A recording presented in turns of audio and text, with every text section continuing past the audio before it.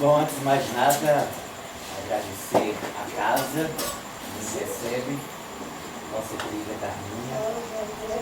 A Carminha que agradece muito a todas as chaves de felicidade. Explodido de felicidade faz muito bem. Eu só estou sentindo falta do chão de terra batida. Oh, Jesus! E dos sapos. Os sapos? Que ficaram entre nós. Mas eles vão chegar daqui a pouco. Eles dormem, eles não pagam aluguel mais não. Pelo menos iremos matar a saudade dos nossos irmãos sapos. Muito bom. E eu me recordo que a caravana, acho até que tinha um pouco mais de carro do que hoje, naquela oportunidade, e todos, muitos ficaram assim bem preocupados, né? Não tem onde colocar aqueles carros todos, aquela coisa, aquela situação, aquela preocupação por isso. Sim, e ela não queria receber, eu obriguei. Pronto, não precisa nem ter dito isso, né? Mas veja só, quando nós chegamos aqui, foi exatamente a única instituição, depois dessa fomos a outra. Foi a única instituição que eu não fiz a palestra. Foi a única instituição que o nosso querido amigo, admirável Dr. Bezerra de Menezes nos envolveu e ele proferiu a palestra por 45 minutos com o nosso amigo fazendo a abordagem. E as pessoas que estavam preocupadas em colocar o carro ficaram sem ter nem onde colocar a cabeça. Mas eles gostam de dar essa demonstração para a gente, que é exatamente nos locais mais simples, mais singelos, que se manifesta a autoridade, os grandes valores da espiritualidade.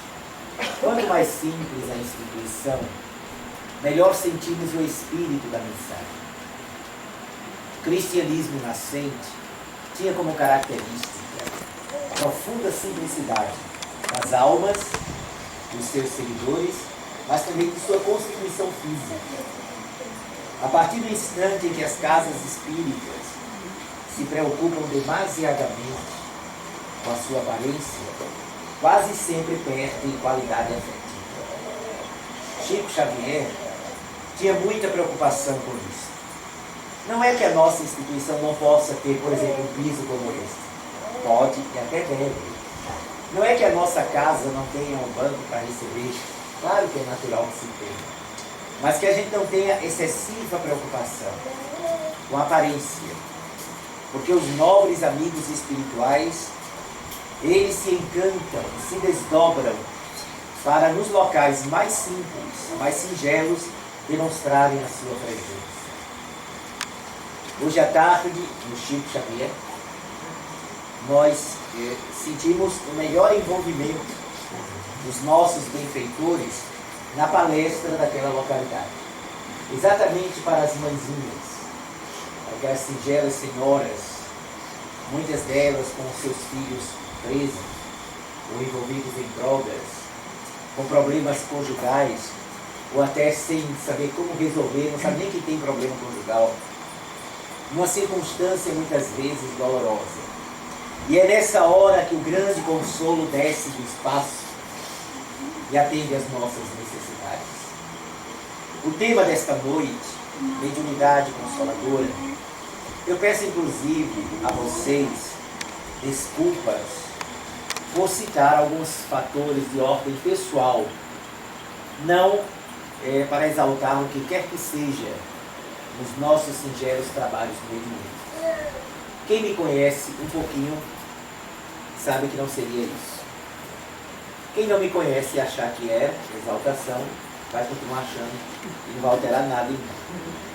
Mas eu gostaria de repassar essa experiência para vocês, exatamente porque eu encontrei nesses dois momentos das nossas atividades a mais clara e prática expressão da mediunidade consoladora. E um dos objetivos, uma das almas essenciais da mediunidade é consolar.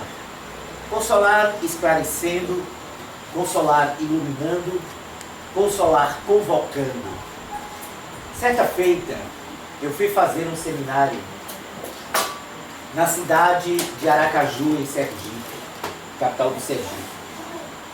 E nós estávamos fazendo esse seminário. No sábado à noite, encerramos às 10 horas, 22 horas. Fui para a residência do casal que estava me hospedando, no 6º ou 7º andar, não recordo bem, lá do prédio deles. E aí tomei banho, estava um pouquinho cansado, porque eu estava fazendo seminário desde as 14 horas. Mesmo tendo intervalo, mas chegar às 22 horas falando é algo desafiador. Então, após tomar banho, jantei alguma coisinha e fui me recolher. Sentei na cama e comecei a fechar os olhos para orar e repousar. Nesse momento em que eu fechei os olhos, escutei 3 pancadas, como se fosse o bico de um passarinho, na janela do apartamento. Mais ou menos isso. Eu abri o olho e disse, mas passarinho com insônia. Já era quase 11 horas da noite e o toque era do passarinho. Eu levantei, fui até a janela e não vi passarinho nenhum. Poderia, quem sabe, ser um beija-flor que tivesse problemas para dormir e procurando alguma coisa. Voltei, sentei novamente e escutei. Levantei, fui à janela, novamente não havia nada, nenhum passarinho. Aí já fiquei alerta. Aí tem coisa. Médium e espírita, quando houve pancada estranha, já vai para o outro lado. E aí eu me sentei, fechei os olhos e tinha um rádio relógio que estava desligado. Quando eu fechei os olhos, o rádio relógio tocou sozinho bem alto. Imagine o susto que eu tomei. Fui, desliguei a tomada e disse, fechei novamente, me concentrei e aí na tela mental formou a imagem de um jovem desencarnado. E este jovem, escutei nitidamente a voz dele. Eu quero escrever para os meus pais que estão lá no seminário. Como eu aprendi nos estudos da nossa doutrina, com o nosso admirável Allan Kardec, que a mediunidade é uma porta, mas quem tem que ter a chave da porta é o médium, e que nós devemos disciplinar os espíritos que desejam comunicar conosco, porque se a gente deixar eles querem escrever e se comunicar o dia todo, a madrugada toda, eles não dormem, né? Não tem que trabalhar. Então, mentalmente, eu falei para o jovem que ele fosse amanhã, eu continuaria o seminário no domingo pela manhã, só voltaria a Recife após o almoço, ele fosse. E se fosse permitido pelo alto, eu teria imenso prazer de ser um instrumento para que ele psicografasse uma mensagem para os seus pais, que eu não conhecia. O seminário tinha 600 participantes. Eu não podia conhecer, realmente eu não conhecia ninguém. No outro dia, fiz a palestra do seminário, concluí às 11h30 da manhã e estava já esquecido do contato com aquele jovem. Realmente eu tinha esquecido. Mas aí, Marta, nossa amiga espiritual, aproximou-se e ao meu ouvido falou, peça papel e lápis, que aquele jovem de ontem lá no quarto, ele vai escrever com a nossa anuência, com a nossa permissão. Aí eu fiquei feliz, eu estava esquecido, me lembrei dele. Pedi papel e lápis e ele nos ditou a mensagem. Então no microfone eu perguntei quem era senhor fulano de tal e dona Cicrana, que eram os pais dele. E aí o casal levantou a mão, mais ou menos com 40 e poucos anos de idade. Eles levantaram, estavam sentados lá atrás. E aí depois eu pedi que eles viessem, para que eu lesse a mensagem para eles. Eu comecei a ler a mensagem, rica de detalhes. Eu não tenho a psicografia de cartas consoladoras, aquela em que o médium trabalha muitas vezes exclusivamente com isso. Não tenho. Os meus contatos psicográficos desta natureza são muito espontâneos e eventuais. Mas a riqueza e a beleza do que o jovem escrevera, sem que eu conhecesse nada, dando detalhes do desenlace dele. Ele havia sido assassinado. na cidade de Picos, no Piauí. Tudo isso já foi um comprovante. Os pais choravam compulsivamente. E tem um detalhe que foi o que marcou aquela comunicação como autêntica. Foi quando o jovem disse para o pai dele na mensagem: meu pai, não pense que foi a minha ex-noiva que contratou alguém para me matar. Foi assalto mesmo.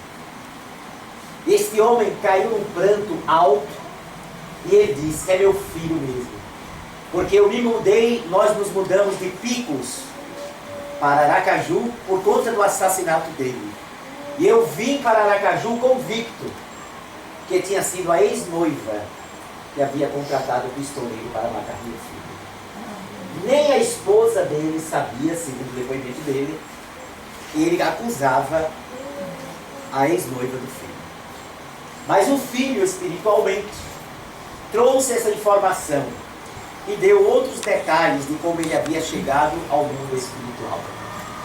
Esse casal, que estava chegando na doutrina espírita, 2 anos após, quando eu retorno a Aracaju, no roteiro de palestras, ele havia solicitado, o pai do garoto desencarnado, que eu pudesse fazer uma palestra no centro espírita que ele havia fundado em Aracaju, em homenagem ao filho. Não apenas foram consolados, como encontraram o campo de atividade espiritual e iluminativa, inspirado pelo conforto que a mensagem do seu filho lhe trouxera. Imaginemos a dor do pai e da mãe ante a partida de um filho assassinado em condições que ele desconfiava ter sido algo planejado pela ex-noiva do filho. A outra experiência que me mostra a beleza da mediunidade consoladora ocorreu na Federação Espírita de Pernambuco. Quando eu cheguei, devido ao trânsito caótico da cidade de Recife, eu cheguei em cima da hora da palestra. Já subindo a rampa, quem conhece a Federação de Recife sabe que tem uma rampa, porque já tinha começado a reunião. Já tinham me convidado para ir, que eu era o palestrante, e no momento que eu subi a rampa, na metade da rampa, uma senhora muito abatida, chorosa, destroçada, segurou no meu braço e em lágrimas disse para mim: eu perdi o meu filhinho, eu perdi meu Chiquinho. Claro que aquilo me doeu. E eu perguntei: a senhora vai ficar até o final? Ela disse: vou. Eu estou atrasado, estão me chamando, eu vou fazer a palestra e depois eu converso com a senhora sobre o seu caso. Ela disse: está certo. Foi o meu único contato com esta senhora. E subi e fui para realizar a palestra. Quando eu terminei a palestra, Marta também, novamente, aproxima-se e diz: peça papel e lápis, que o espírito vinculado àquela senhora, que ela disse que perdeu, deseja trazer uma mensagem. Olha, imagina, eu fiquei mais nervoso que eles, porque era um momento ímpar. E ele traz uma psicografia, e aconteceu alguns casos muito interessantes nesta psicografia. Eu a chamei, e quando eu comecei a ler, eu disse: olha, eu acho que eu não recebi bem a mensagem. Deve ter havido uma interpolação, ou seja, um outro espírito entrou no circuito, porque isso pode acontecer. Ou então, por algum momento eu me distraí e não consegui captar bem. Porque ele dava detalhe que tinha desencarnado no hospital, eu não sabia. Ela só havia me dito aquilo: perdi meu filhinho, meu Chiquinho. Podia ter sido de acidente de automóvel, de bala perdida, de doença, eu não sabia. E ele narrava as experiências dele no hospital, o que ela confirmara tudo. Mas quais foram os 2 problemas que eu pensei que tinha sido falha da recepção, mas foi a maior confirmação daquela comunicação? Eu disse: olha, a senhora disse que era o seu filho, e ele está o tempo inteiro aqui falando que é seu irmão. Então eu acho que essa comunicação ficou truncada. Ela disse: não, Frederico, ele era meu irmão, mas quando meus pais morreram, Pediram que eu cuidasse dele como se fosse meu filho, porque era o irmão mais novo dela. Por isso que eu chamava ele meu filhinho. Então, se fosse anímico, se eu estivesse captando o pensamento dela, eu já diria que era filho. Mas na mensagem o Espírito dizia que era irmão. Mas o pior não foi esse. Foi a assinatura no final. Ele despediu-se dela dizendo: com muito carinho, minha querida, do seu, sempre seu, Ayrton. Aí eu disse, pronto, foi outro espírito que entrou na história. Porque se era meu Chiquinho, era para assinar o quê? Francisco. Todo Chiquinho é Francisco. Todo Bio é Severino. Se fosse anímico, sabia não? Pois é, aquele presidente dos Estados Unidos, o nome dele é Severino Clinton, Bill Clinton. Estou brincando, brincadeira. Mas normalmente Severino é Bill. Normalmente. Mas veja só, eu disse, olha, eu acho que houve outro espírito entrou aqui, porque a senhora disse que era meu Chiquinho e ele não assinou Francisco. Ele assinou Ayrton. Ela disse, mas está certo, o nome dele era Ayrton. Eu é que chamava ele carinhosamente de meu Chiquinho. Então, era a maior comprovação que a comunicação não era anímica. Não era eu impressionado pelo que ela tinha me dito, meu filhinho, meu Chiquinho. Porque se fosse, eu iria assinar Francisco. Mas veio um nome que não tinha nada a ver com Francisco. Assinou Ayrton. Então esta senhora, chorosa, abatida, recuperou-se. Recuperou-se de tal forma que começou a ir lá na minha casa, eu morava no Cabo, na oportunidade, e começou a dizer a todo mundo que tinha me criado quando eu era pequeno. A minha mãe, mãe preta, que chamava, ficou uma fera com ela. Essa mulher nunca me conheceu pequeno e veio com essa história, mas era uma maneira dela demonstrar gratidão. Ela reviveu, não por Fred, reviveu pela mediunidade que consolou, reviveu pela bênção do Cristo que permitiu àquele espírito, em tão pouco tempo, trazer a sua comunicação. A mediunidade tem a finalidade de consolar-nos a vida. Quando eu lançava o meu primeiro livro, Páginas da Eternidade, final de 80, 87, 88, faltando 5 minutos para começar a palestra que eu iria fazer, vejo, porque uma das raridades eu ver, eu escuto mais do que vejo, entrar no salão a minha mãe, desencarnada em 1980. E ela entrou com um sorriso tão lindo, lindo, eu não me lembro nem o vestido dela, porque eu fiquei tão focado no sorriso dela. Minha mãe era muito bonita, era uma mulher muito bonita, os olhos profundos, muito charmosa. Eu puxei a ela. Mas ela entrou com um sorriso tão luminoso, tão cativante, que eu senti o impacto, eu comecei a chorar.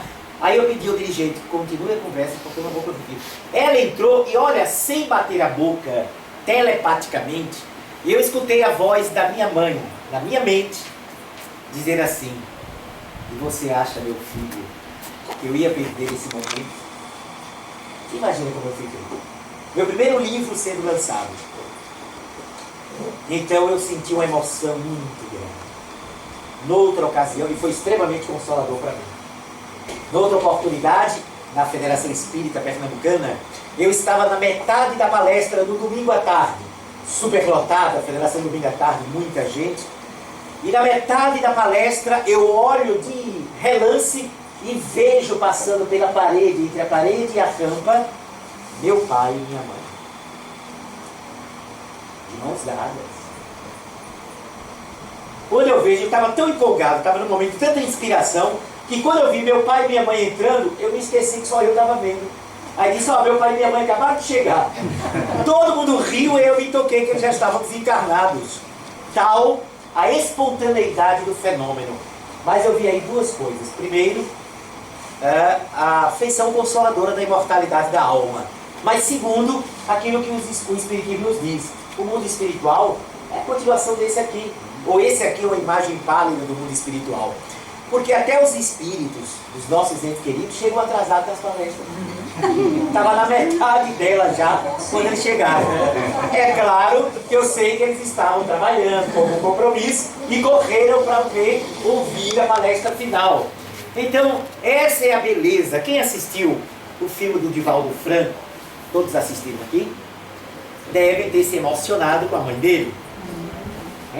A atriz foi fabulosa, o filme para mim, os melhores filmes espíritas. E a parte final,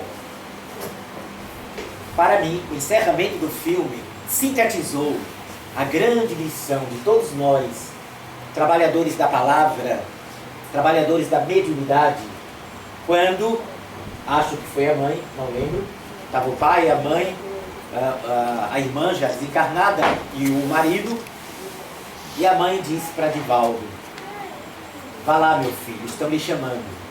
Vá lá, olhe nos olhos de cada um deles e diga que a morte não existe. Essa é a afeição consoladora. Dizermos e espalharmos que a morte não existe. E a mediunidade com Jesus tem o objetivo de demonstrar que os nossos entes queridos, eles continuam conosco. Victor Hugo, o grande poeta da França, autor de Notre Dame de Paris, Os Miseráveis, A Legenda dos Séculos, ele cunhou uma frase após se tornar espírita, e Victor Hugo era expert em fazer frases de efeito. Olha a frase que ele expressou: nossos mortos queridos não estão ausentes, estão apenas invisíveis aos nossos olhos. É altamente consoladora essa frase, porque sintetiza a visão espírita sobre a vida que não perece jamais. Que morrer é deixar este corpo e continuarmos com as mesmas preocupações. Ou vocês acham que Carminha, ao desencarnar, vai esquecer as atividades dela? Ih, vai dar trabalho. É o famoso encosto. E minha roseira? É? Vocês acham que um desencarne de Oliveira, ele vai ficar quietinho lá? Não, primeiro ele vai chorar, primeiro ele vai ficar triste, primeiro ele vai ficar inseguro. Depois, quando ele se recompor e se readaptar ao mundo espiritual, lá estará a Oliveira, querendo inspirar a Crenor, as caravanas. Quem morre não fica em lugar nenhum assim. O meu pai, quando a minha mãe morreu, ela estava dentro do caixão, lá na área do meu irmão. Aí ela foi em casa e ela viu meu pai vir num cavalo branco e pegar minha mãe num gramado bem verde. Aí ela pegou minha mãe e montou no cavalo e levou. Oh, vai ser assim comigo. Mas olha, o que a nossa amiga está dizendo, ninguém acha estranho não. Porque os espíritos têm modelos para demonstrar o seu afeto. Talvez a presença do cavalo branco fosse dentro daquilo que eles tivessem em algum momento conversado a respeito de que ele seria o seu cavaleiro andante e era a sua princesa a ser protegida. Então ele vem recebê-la com o cavalo e leva-a carinhosamente. Outros vêm através de transportes e outros através da mente. Apresentam-se e levam seu ente querido para o ambiente que eles deverão ficar. Então o mundo espiritual imediato, a Terra, é muito parecido com o que nós temos aqui. Na verdade, os espíritos não ficam soltos no espaço. O mundo espiritual é, na verdade, o mundo de origem. O que nós temos aqui na Terra veio de lá. A vida de relação social que nós temos aqui foi copiada de lá. Então, quando André Luiz narrou a presença da cidade espiritual nosso lar, ele não estava inventando absolutamente nada. Porque a ideia de cidade que nós temos aqui veio da realidade do mundo espiritual. Porque os seres se agrupam de acordo com a afinidade. A diferença das cidades espirituais para as nossas, aquelas que são equilibradas, é porque são cidades voltadas exclusivamente para a construção do bem. Enquanto que existem cidades, sim, no mundo espiritual, sombrias, voltadas para expressar o desequilíbrio daquelas almas que ali vivem atormentadas de consciência. Mas nós queremos dizer que quando a invasão invisível se deu, a invasão invisível é a presença do Consolador prometido, quando os fenômenos inusitados da comunicação mediúnica transcorreram a partir de Hydesville em 1848, em Nova York. A partir dali, as janelas do contato mediúnico foram escancaradas, e estas janelas trouxeram uma música diferente, uma música da convicção que nós não devemos temer a morte.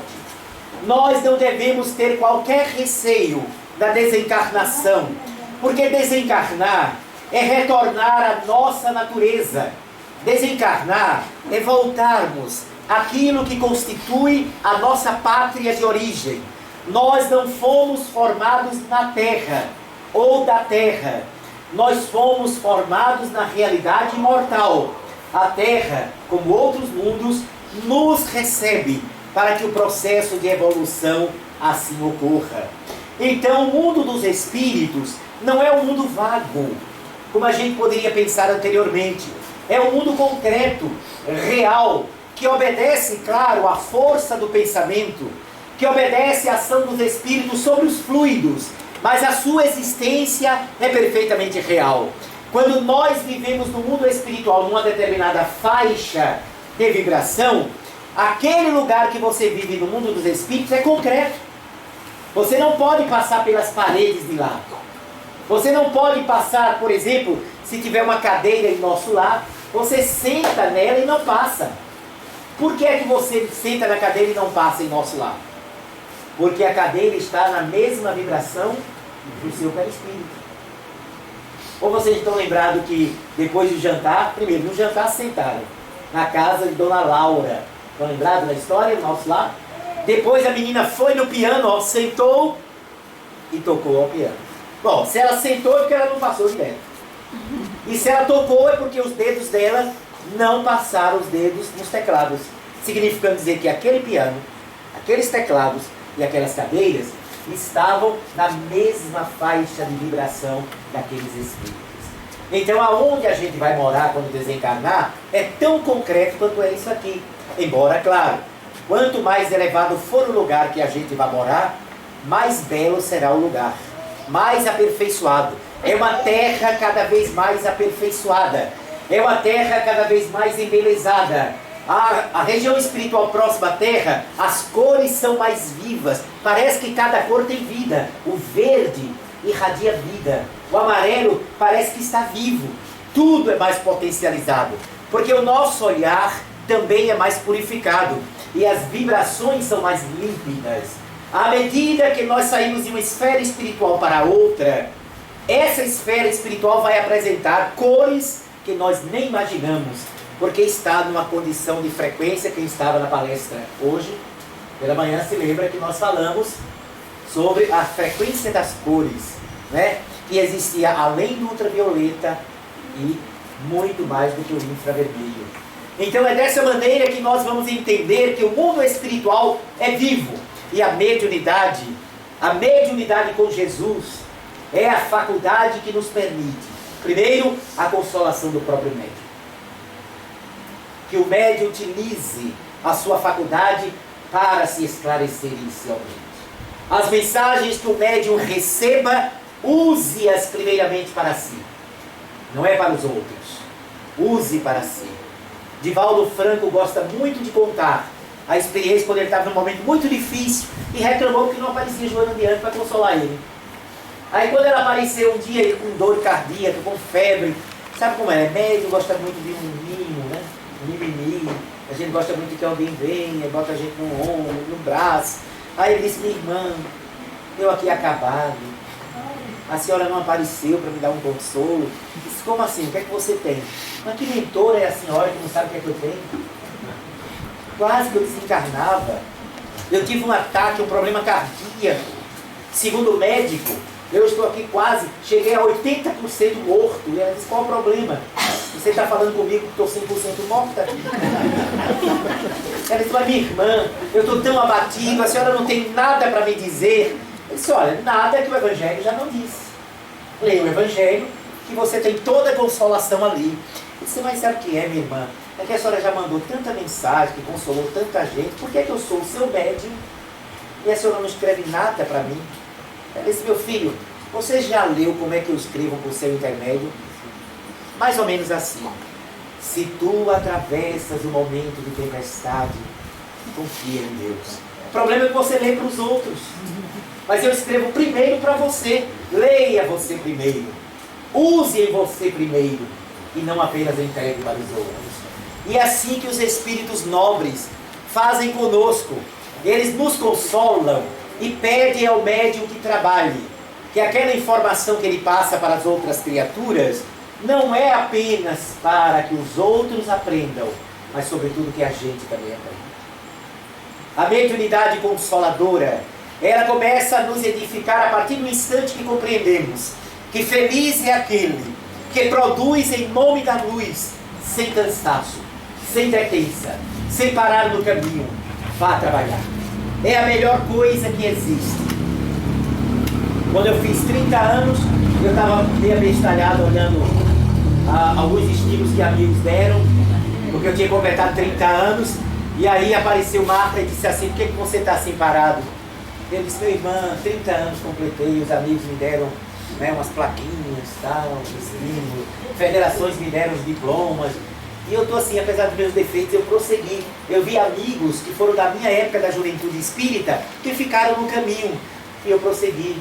Então eu fiz 30 anos, e ela disse, tudo bem meu filho, eu até entendo. Mas o que são 30 anos de trabalho com Cristo para quem passou séculos sem fazer nada? Aí eu me levantei e fui trabalhar, que era o melhor que eu fazia. Aí esse ano de janeiro, agora, estamos aqui no mês de janeiro, eu informo para vocês que estou completando 40 anos de atividade espírita, de palestra. Mas não vou parar para ficar refletindo sobre isso não. Porque o que são 40 anos para quem passou séculos sem produzir nada? Então é dessa maneira que nós entendemos a mediunidade como fonte de consolação de vida. Nós não temos que ser médiums para aparecer ou se destacar no que quer que seja. O ego tem atrapalhado a jornada em muitos campos religiosos. Quando as pessoas são chamadas, e o nosso movimento espírita cresceu bastante, graças ao alto. Hoje nós temos milhões de espíritas no nosso Brasil. Os eventos espíritas são concorridos, 2.000 pessoas, 2.500 pessoas. E temos naturalmente expositores, as pessoas têm muito carinho. Se esses expositores não tiverem vigilância, cuidado, acharão que eles devem ser um destaque, quando na verdade as pessoas devem buscar a fonte do ensinamento de Jesus e da proposta do Espiritismo. Que não somos nós que devemos flutuar. Claro que você sentir-se feliz por um resultado positivo, de um bom trabalho, é ótimo. Mas a gente tem que ter muito cuidado para a gente não virar estrela. Só falar se tiver não sei quantas pessoas. Só aceitar convite se a casa tiver de 200 participantes em diante. Isso é uma coisa muito perigosa. Há mais ou menos 20 e poucos anos, aqui mesmo no Rio Grande do Norte, no Congresso Espírita, que a nossa irmã Mércia já desencarnou, promovia, eu tinha acabado de fazer uma palestra, sabe aquela palestra redondinha, linda. Eu estava emocionado, o público chorava, eu estava envolvido espiritualmente. Foi uma palestra muito inspirada. E quando eu terminei, o público ficou de pé na aplaudindo. E eu então sentia, parecia que eu estava com asa. Eu flutuava. Aí eu saí para a coxinha do palco, e a outro amigo ia subir, e eu fui sair. Quando eu saí assim, feliz da vida, o público ainda emocionado, escutei a nossa amiga Marta, dizendo assim, tem algo errado aí. Porque eles não alisam. Eu tomei aquele impacto, fiquei preocupado, disse, irmão, eu falei alguma bobagem, porque eu tenho muita preocupação. Aquilo que você fala vai marcar o pensamento de pessoas relativamente leigas. Eu disse, eu falei alguma coisa contra o Evangelho de Jesus, ou contra a nossa querida doutrina. Ela disse, não, meu filho, mas quando o mensageiro brilha mais do que a mensagem, tem algo errado aí. E ela encerrou com uma pérola. Quem tem que brilhar é Jesus, não você. E ainda tem uma alma caridosa que faz Deus te abençoe.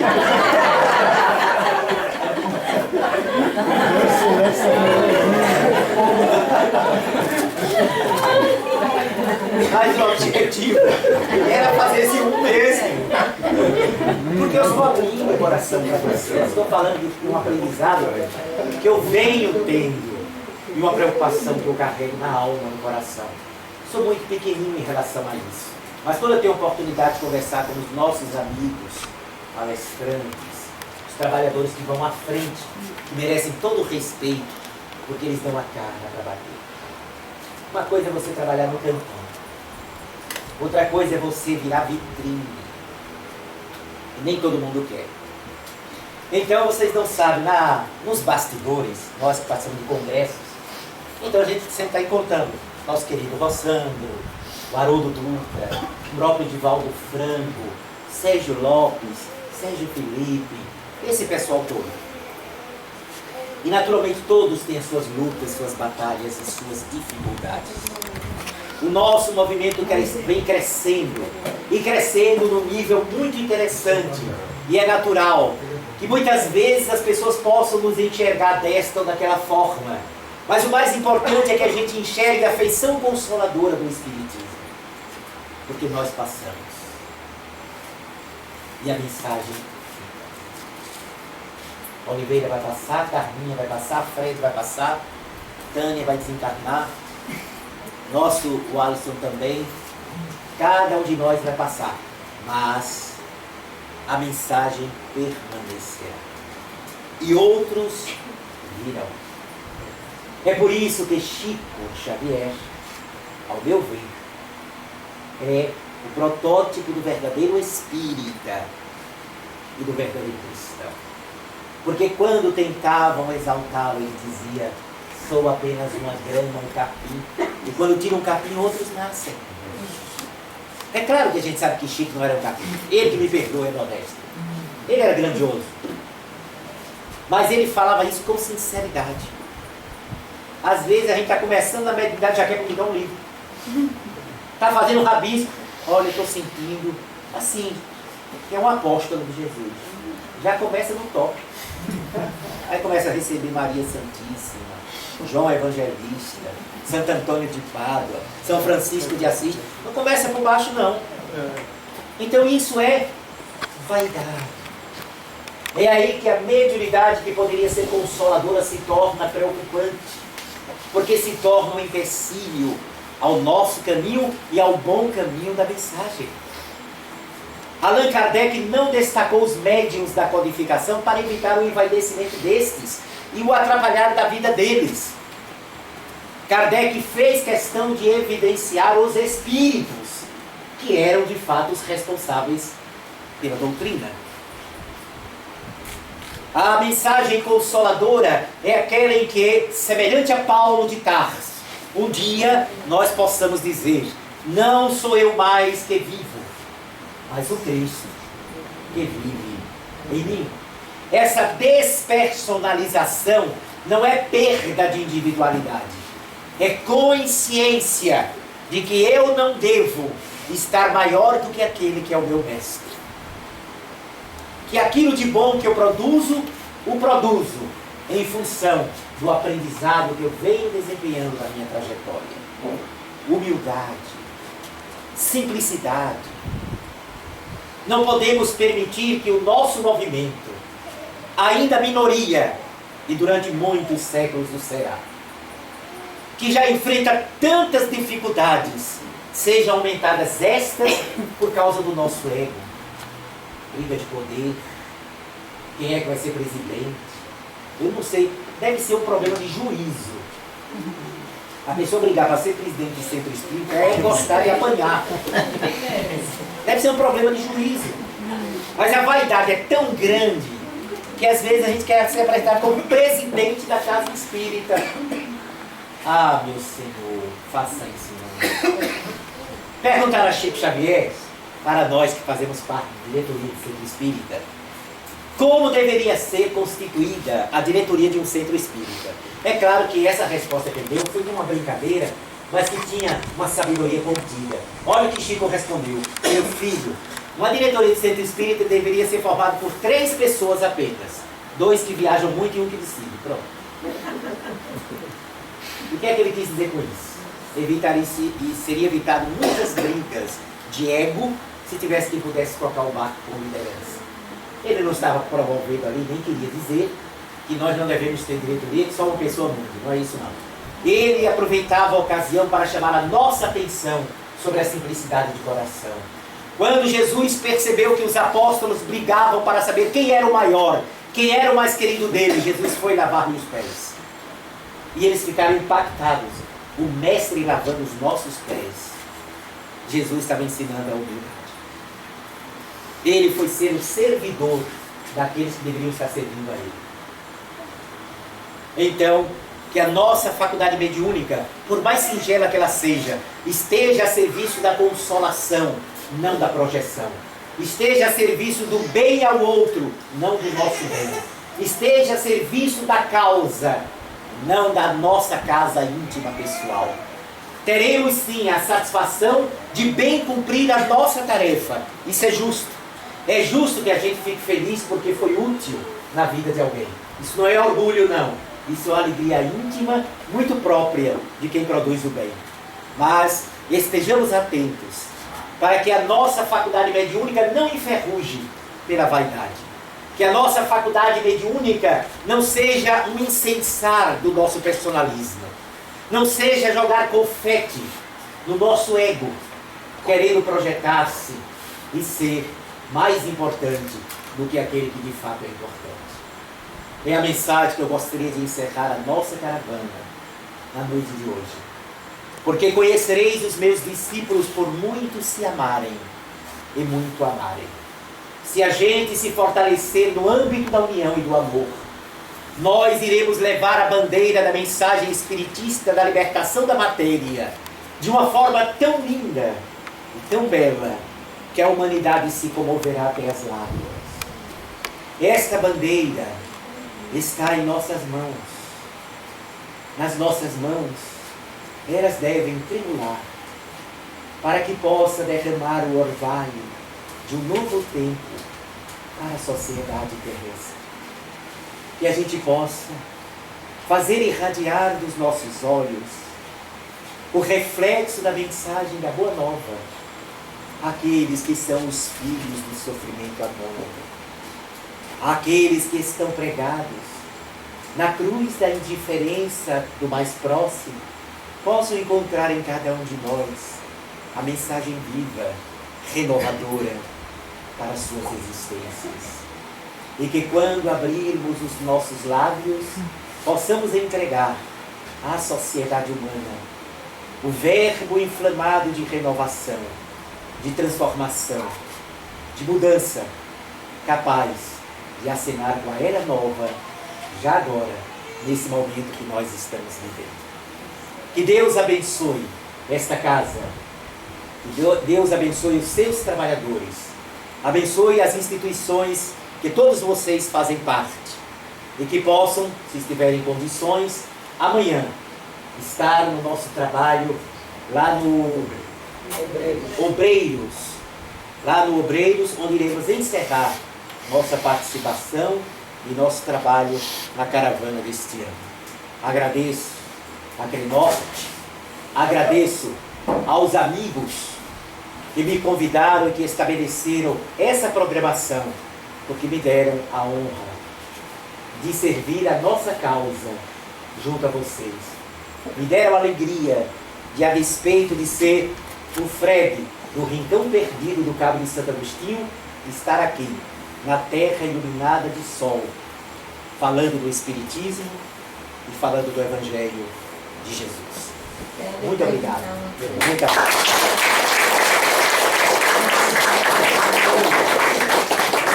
A nossa Nírica quer perguntar. Pois não. A pessoa que é médio, e trabalha, aí de repente deixa de trabalhar. Tem alguma consequência nisso? Eu não sou do time. Vocês entenderam a pergunta dele? A pessoa que é médio mesmo. Que trabalhava. Deixa de trabalhar. Tem consequência? Vou dar uma resposta um pouquinho só longa, não muito longa, mas eu preciso fazer umas considerações. Primeiro, eu não sou do time dos chamados Bin Laden da mediunidade, que é aquele terrorismo. Deixou de ir para a mediúnica, vai acontecer tudo de ruim. Não creio que a lei de Deus sábia e amorosa vai castigar alguém apenas porque não pôde mais continuar no seu trabalho mediúnico, por qualquer motivo. O que eu acredito é que você é médium.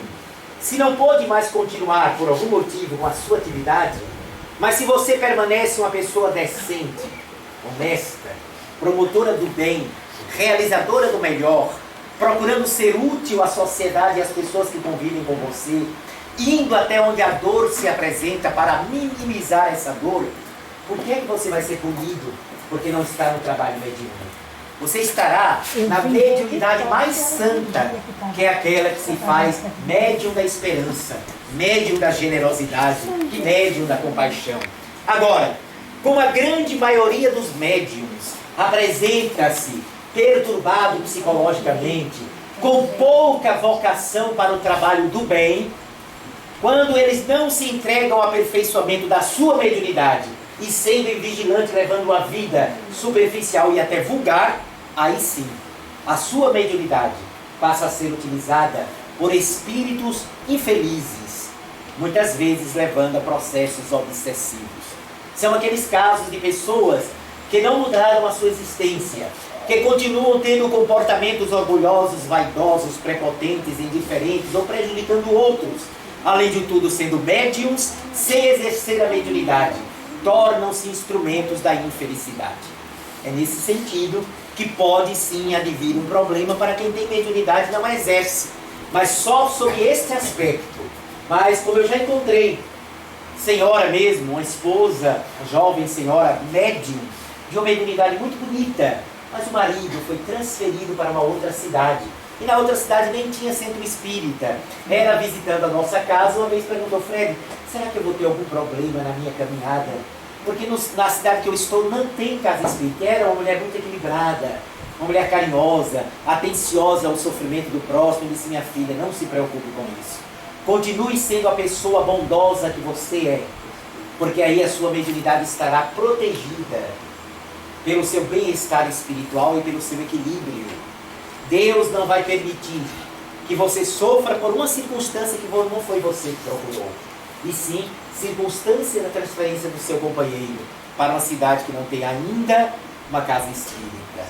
Quem sabe você pode fundar um grupo de estudo e a partir dali, sintonizando com outras pessoas, você possa se sentir fortalecido. Então é dessa maneira, minha amiga, que o Espiritismo nos explica. Médium somos todos nós.